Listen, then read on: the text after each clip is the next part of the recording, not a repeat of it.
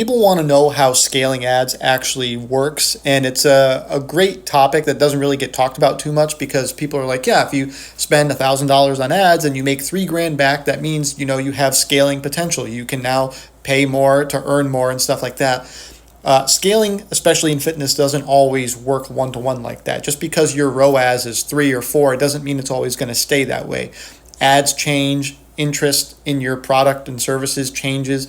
It's a marketplace, and there's real people on the other end of that marketplace that who have having a bad day, they're having a good day, it doesn't matter. It's real people on the other end, so things aren't always going to stay the same.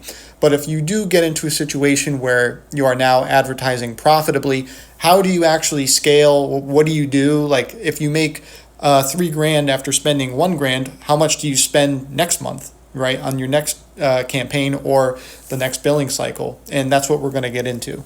So let's say in January you spent $1,000 and you made $3,000. What do you do this month in February, even though February is coming to a close pretty soon?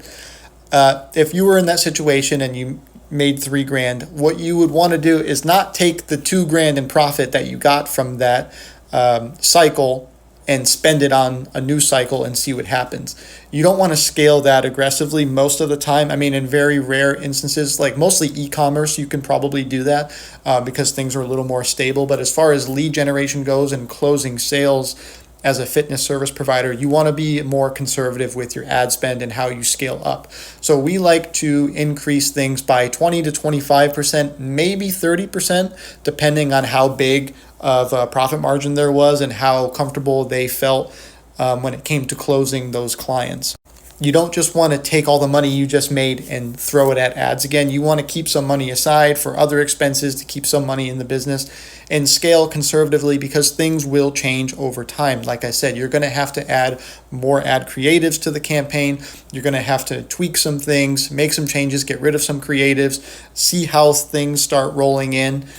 There's a lot of variables at play, especially for service providers, not just when you're selling an e-commerce product. So typically adding 25% of the original budget for the next month is a good idea. Sometimes 30, sometimes more. Again, it's going to depend on the profit margin, but you don't just want to throw all the money that you just made at the campaign again because things change. So 25% is a good place to start.